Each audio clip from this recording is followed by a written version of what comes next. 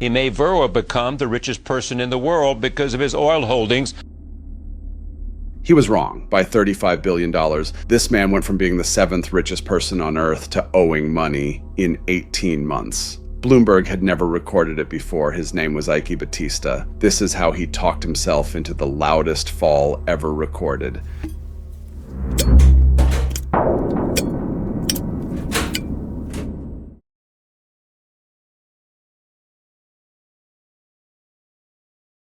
He was born into a shadow. His father was Eike Batista, the man who built Vale do Rio Doce, Brazil's mining giant, a national hero, a government minister, a name every Brazilian knew. Eike grew up in Geneva, in Dusseldorf. His mother was German. His childhood was European, but he refused his father's path. At 18, his parents returned to Brazil. Eike stayed in Germany, alone. He sold insurance door to door. He told people he had no interest in mining, no interest in Vale, no interest in being his father's son. He was interested in being bigger than his father.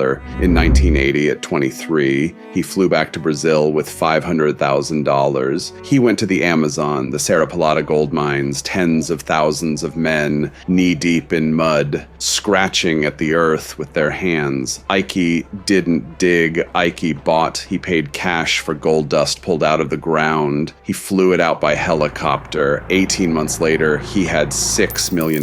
He bought a shell company on the Toronto Stock Exchange. He renamed it TVX Gold. The X was a superstition. It would never leave him. By 40, he was globally rich. 6'2", tan, hair slicked back, and he married a carnival queen, Luma de Oliveira, the most photographed woman in Brazil. In 1998, she paraded down Rio's Carnival Avenue as the Queen of the Drums. Around her neck, she wore a velvet collar. Stitched into the velvet in gold letters, EIKE. She wore his name like a brand. He was not just rich now, he was a spectacle. By 2006, Eike was building an empire on a single letter. OGX for oil, MMX for mining, MPX for power, LLX for logistics, OSX for shipbuilding, CCX for coal, SIX for technology. The X stood for multiplication. Each company would multiply the wealth of the last. Each would feed the next. A self-reinforcing machine for printing money. OGX went public in 2008. $4.1 billion raised, the biggest IPO in Brazilian history. The Brazilian Development Bank funneled 10 billion reais of public money into his vision. He bought a port complex on the coast and called it the largest in Latin America. He bought a hotel in Rio and said it would be his flagship for the 2016 Olympics. He bought everything. And then there was the house. In June 2008, Bloomberg published a profile of his mansion in Rio.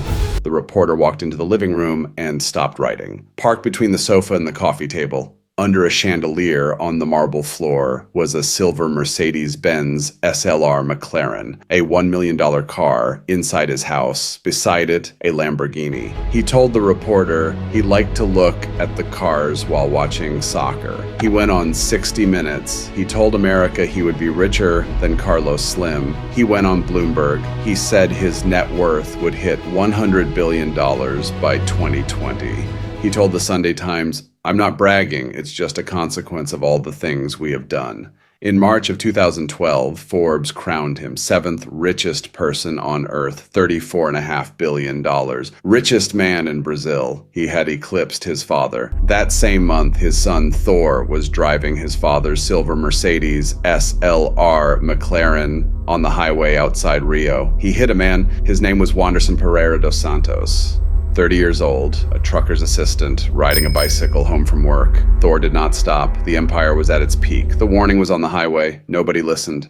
3 months later, on the afternoon of June 26, 2012, OGX released a statement after the markets closed. The statement said the company's flagship oil field, Tubarão Azul, was producing less oil than promised. He had told the world this field would deliver 50,000 barrels of oil a day, each well 10 to 20,000. The first well was producing 5,000. Stock opened the next morning down 25% in an hour. Within a month, $10 billion of his net worth was gone. He did what he always did. He talked his way through it. He told reporters the well was in a startup phase. He told investors he had 10 more wells coming. He told the Brazilian press he had absolute confidence, but the analysts were no longer applauding. PIMCO held $3.6 billion of OGX bonds. BlackRock held more. They started asking questions. The questions had answers, and the answers were geological.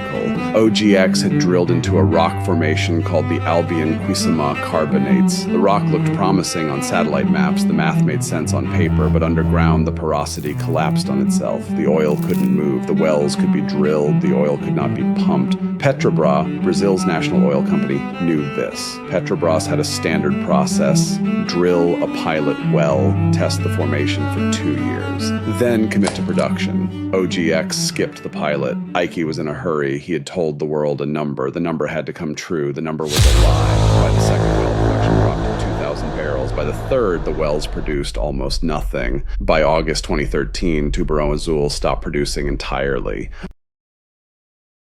He had promised 10.8 billion barrels of oil. He had delivered 36 million. 0.3% of the promise. The empire was built on that number. On the 30th of October 2013, OGX filed for bankruptcy. $5.1 billion in debt, the largest corporate bankruptcy in the history of Latin America. 12 days later, OSX followed. $2.29 billion in debt. The X was dissolving. One by one, MPX was sold to a German utility. LLX was sold to an American fund for a third of what he had said it was worth. His $35 million party yacht, the Pink Fleet, was repossessed. His Lamborghini Aventador was seized by federal police. His Porsche Cayenne, the same. The Mercedes, the McLaren that had sat in his living room and killed a man on the highway, went into police custody. In January of 2014, Bloomberg's Billionaires Index recorded something it had never recorded before. For the first time in the history of the index, a member fell below zero, negative $1 billion. He owed more than he owned. It had taken him 18 months. He was 47 when Forbes crowned him. He was 49 when the empire was gone. His Olympic Hotel, the flagship, sat empty. In April of 2015, squatters moved in. The flame would be lit in Rio the next summer. His hotel would not be ready. His mansion was eventually auctioned off in 2022. The starting price was less than the cost of one of the cars that used to sit inside it. On the morning of the 30th of January 2017, Eike Batista flew back to Rio from New York. He could have stayed. He chose to come home. When his plane touched down at Galeão Airport, the federal police were waiting on the tarmac. They photographed him. They processed him. They shaved his head. He was taken to Bangu 9, the federal prison complex on the western edge of Rio. He was placed in cell 200. The man who had parked a Mercedes in his living room slept on a concrete bunk. The man who had thrown helicopter parties at sunset ate prison food in silence. In July of 2018, the trial reached its verdict. The charges were active corruption and money laundering. $16.5 million in bribes to Sergio Cabral, the former governor of Rio, paid through offshore accounts in Panama and Uruguay. The bribes had bought a contract to renovate the Maracanã Stadium for the 2014 World Cup final and the 2016 Olympic ceremonies. The bribes had bought the Port of Açu. When the judge read the sentence, he did not pause. 30 years and 1 month. 15 days before that verdict, his father, Eliezer Batista, died at the Hospital Samaritano in Rio. He was 94. The mining minister, the veiled president, the man whose shadow Eike had spent his entire life trying to escape. The father he had wanted to surpass, to eclipse, to outshine. Eike buried his father, then he was sentenced to 30 years. The man who could never outrun the shadow was now beneath it forever. Today, Eike Batista lives in Rio. He is free. In March of 2020, he signed a plea bargain with the Brazilian Supreme Court. $160 million. His convictions were commuted. The 30-year sentence, gone. He testified against bigger names. The system that sentenced him is the same system that released him. Today he runs 3 new companies: BRX, sustainable aviation fuel made from sugar cane; Super Cana, genetically modified sugar cane for biofibers, and a new port project in Peruíbe, Sao Paulo, another X, another empire, another beginning. In 2024, he appeared on a podcast and told the host he was not finished. 30-second silence, drift across the empty Rio window. Eike Batista was not destroyed by markets. He was not destroyed by bad oil fields or bad timing or bad luck. He was destroyed by his own mouth. Every billion he promised in public became a debt he owed reality, and reality always collects.